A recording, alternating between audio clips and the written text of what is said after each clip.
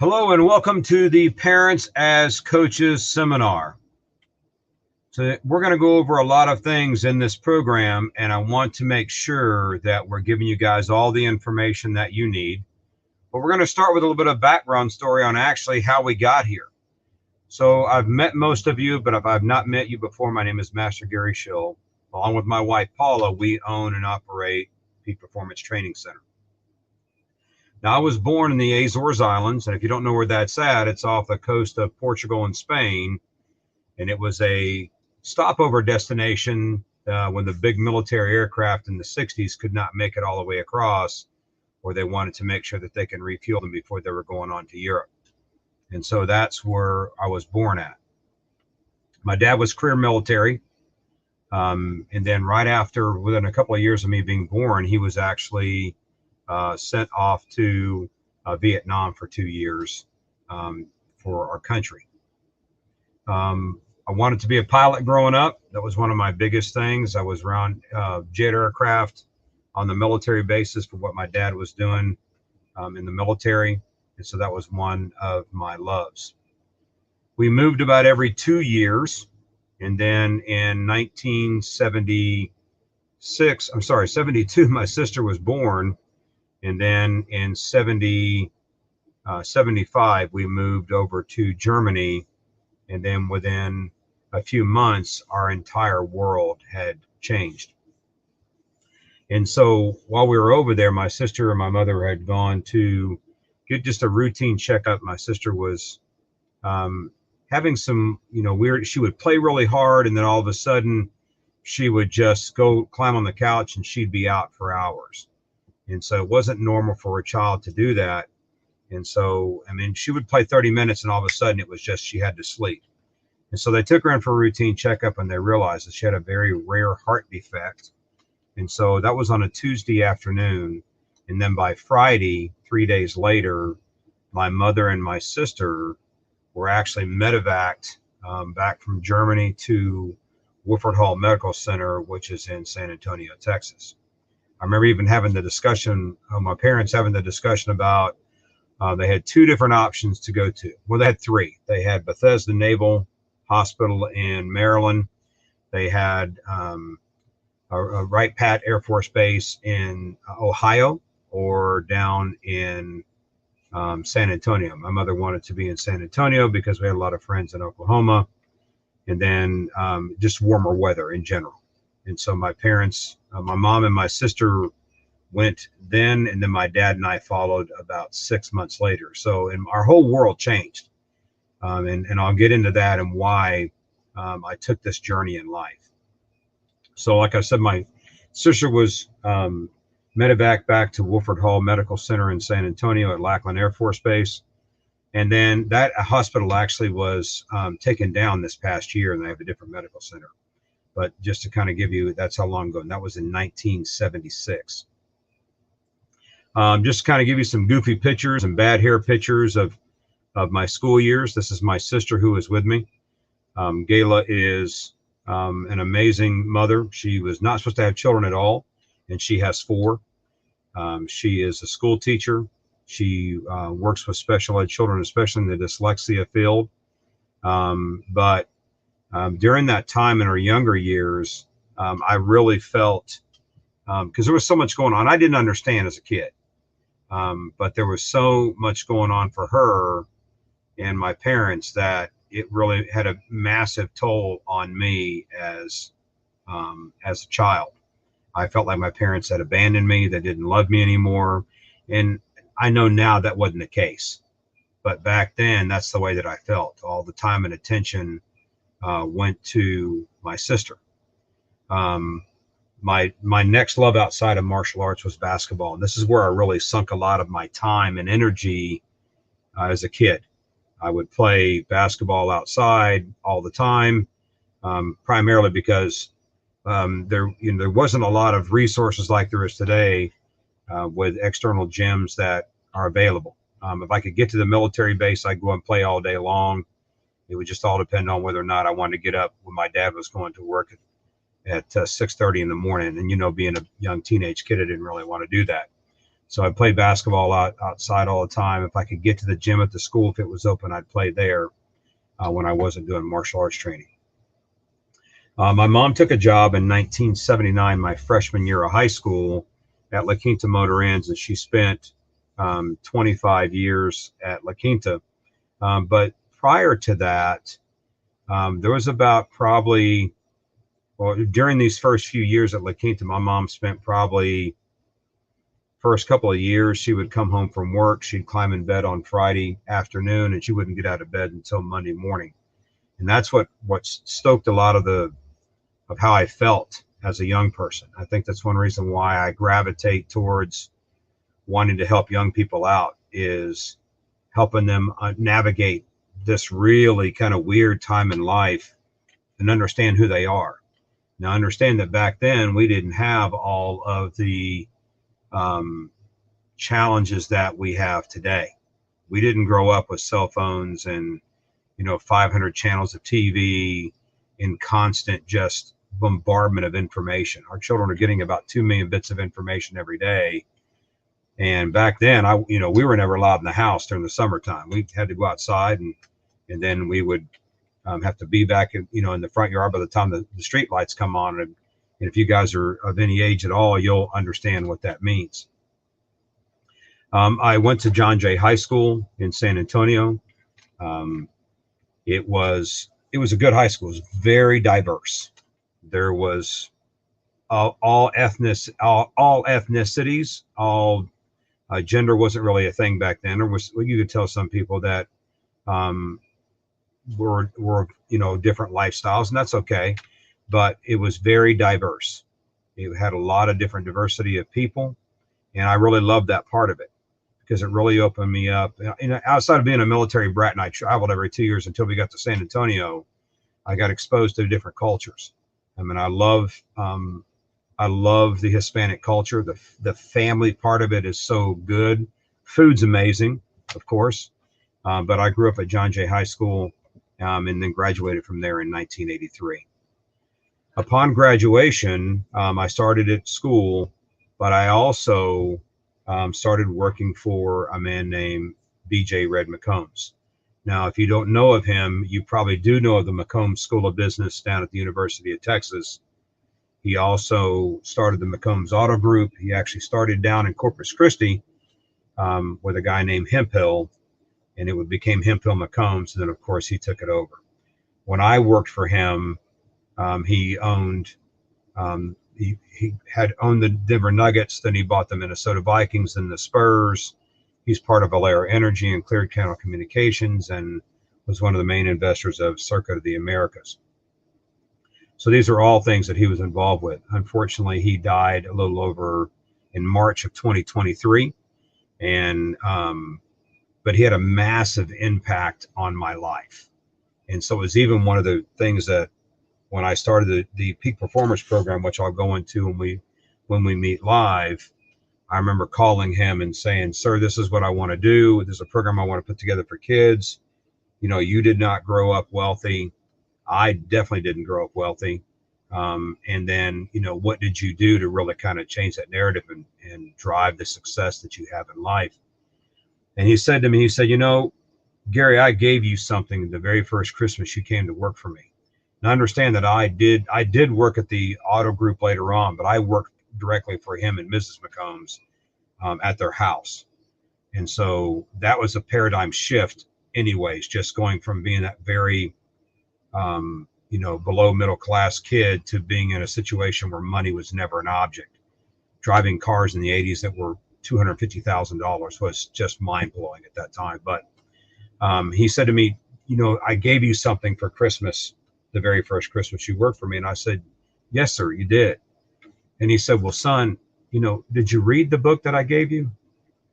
And I had an embarrassing pause of like, "Well, sir, I think I got to the first couple of chapters." And he said, "You're a dumbass. Go read the book." And I said, "Yes, sir." So I went back and read the book. Now, I believe that success leaves clues. People that do successful things leave clues. So this is one of them for you guys, and I would highly recommend you invest in this. There's a book called Think and Grow Rich. It was an original study by it was done by Napoleon Hill, but it was commissioned by Andrew Carnegie, Dale Carnegie's grandfather. U.S. Steel, one of the richest man, early 1900s at that time. And so the book was a commission study. It was a 25-year study of the most successful people at the time, and what did they do to build successful habits and, build success in their life. And so I read the book, and then I called him back. And so the leadership program we have today, so the kids you'll see in the black tops, they are part of our Peak Performers program. But part of the thing that they get is I help them learn about success at a much earlier age than we were exposed to. I thought I knew everything coming out of high school. Man, I was greatly mistaken when I got into life and had to take care of things myself. So this man had a massive impact in my life and still does to this day. I've talked to his daughter. She actually runs McCombs Auto Group now. Smart lady. It was kind of funny when I worked for them. Our last names are very close. Her husband's last name is Shields. Mine's Schill. So everybody thought I was married to McCombs' daughter. I wasn't. But just smart family, and just the philanthropy stuff this man did was just amazing. This is my family. I actually have 5 children. This is the 3 younger ones. Now, Grayson is the one in the red and the black that I'm holding in my arms. He's now 17. We'll turn 18 here in next February in a few months, and graduates high school. My daughter, who's in the blue, is in her senior year at Texas State, and she's going to become a teacher. And then my son, Parker, he's back there with Paula, is a radiation therapist, and he travels all over the country doing that. My 2 older boys, my oldest one, Ryan, he is a chef. He is, and he's the one, if you ever hear me talk about a lot of struggles growing up. And that's the one that I had the hardest time with. And I think the one reason why I sunk myself into understanding child and family development, because he went through a really rough time. And I can get into that at a later point. But once I understood a lot of that, I think that's one of the reasons why I really get kids with ADD or ADHD or ODD or on the spectrum, because of what I went through with my experiences with Ryan. And then Nicholas does a lot of audio visual, records bands and stuff, and puts up music videos. And so that's the 5 children that I have. Then I have 1 grandchild as well. So Peak Performance was established in 1997. We opened it up in our church. I had done martial arts. I've done martial arts now for 52 years at the time of this recording. So in 1989, with my instructor in San Antonio, we actually started the first after school and summer camp program. And then 96, I moved from San Antonio to Austin. And then in 97, in my church, I actually started our martial arts school. And I did that until 2001 part-time. And then in 2001, I went to Korea and China to train in the martial arts. And while I was there, I realized that I love doing this a whole lot more than I liked my corporate job. So in 2001, when I was over in Korea and China, I wrote my resignation letter on the plane ride home, gave it to my boss. And that next Monday morning, I gave him my resignation letter. And 3 weeks later, we opened up. And this is actually the picture on the wall. These 3 pictures actually come from the first studio we had that was full-time. The studio was probably about 2,300 square feet. We're currently in 9,000 square feet, just to kind of give you a little bit of scale. And so this studio was kind of long and skinny, but that's where it's at. And these pictures that are here are actually done when we were shooting the cover of Taekwondo Times magazine that I was on several years ago. And you'll find magazines here in the academy if you want one. But these are some of the pictures that were in that magazine cover and magazine shoot. Today, we're blessed to have multiple companies. We have Peak Performance Training Center, Peak Performance After School and Summer Camp program. We're actually a 501c3 nonprofit entity. And then I have a consulting firm that I do that's called Seven Figure Business Success. And that covers everything from consulting inside of our industry, anything that deals with kids. So martial arts, dance, cheer, gymnastics, sports, anything that deals with child development in a business like ours. They just may be in a different genre. We also have another entity, another part of that we just finished up the framework on. The majority of stuff's done. We'll start recording videos on our parents as preachers and what we call our Fortune Through Faith series that we're bringing out. And that's where you can keep to your faith by still being successful in business. We're also getting into commercial and multifamily real estate. That's something we just started here in the past year. I'm lucky enough, but all the stuff that we've built inside of the Academy for Child and Family Development has been recognized all over the world. I'm a 3-time best-selling author. I speak from stages at schools, so there's a lot of different things that we do. This is one, the award that I'm holding is called a Quilly Award. It's the Academy Award for Writers. And so the gentleman to my right, our left, looking at the picture, is a guy named Jack Canfield. Now, you may have heard of Jack Canfield through, there it is, Chicken Soup for the Soul. He and a guy named Mark Victor Hansen wrote this series of compilation stories called Chicken Soup for the Soul. Now, the irony about the story is that they were turned down by over 140 publishers. And you think about, having the perseverance to keep going to after 139, 140 no's, and then they finally got someone to say, yes, we'll do the deal. Now, the good thing is that when I was talking to Jack not too long ago, a couple of years ago, he talked about the fact they had sold the franchise rights to Chicken Soup for the Soul. And they sold it for $800 million. So the publisher, Mark Victor Hansen and Jack both got 200 million each, and then the publisher got 400 million.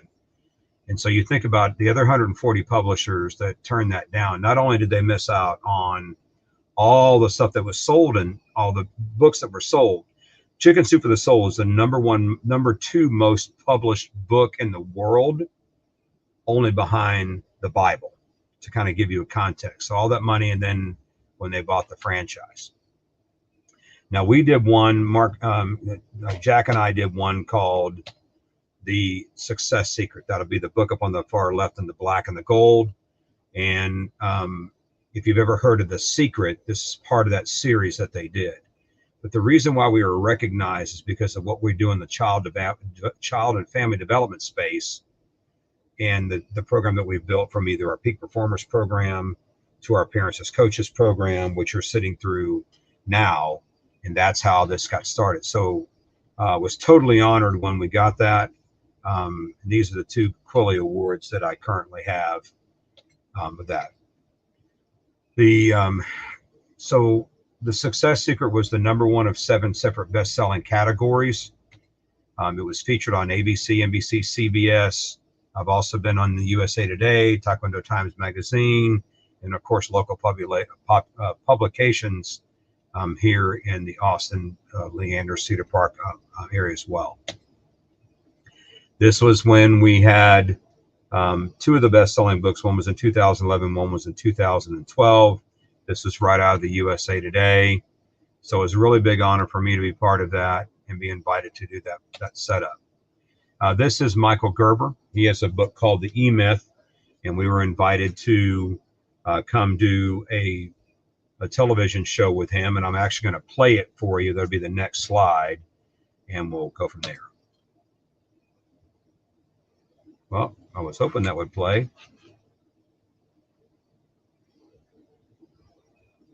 Okay, well, I'll have to send that video to you separately, and I apologize for that. So one of the things that I teach the kids a lot about is, in the book Think and Grow Rich, I talk about the power of the mastermind. Who are you spending your time with? And so through the work that we've done, it's opened up a lot of doors, a lot of introductions. We actually were thinking about doing a reality series to correlate with Scared Straight with the parents, to kind of help parents out. If you've ever seen the series Scared Straight, for children that are going through the prison system, we wanted to do one for families, to help the families and parents out. Because frankly, I know for me, kids do not come with owner's manuals, and so it was a really big deal on really understanding how it can better impact the parents, to give them the skill sets they need to be able to impact their children's lives in a much greater way than ours were growing up. So these are just some of the people that we got to be with, hang around with, and it made a big difference. Funniest one of all of them, well, there's two. Glenn Morshower, which I'll talk about here in a second.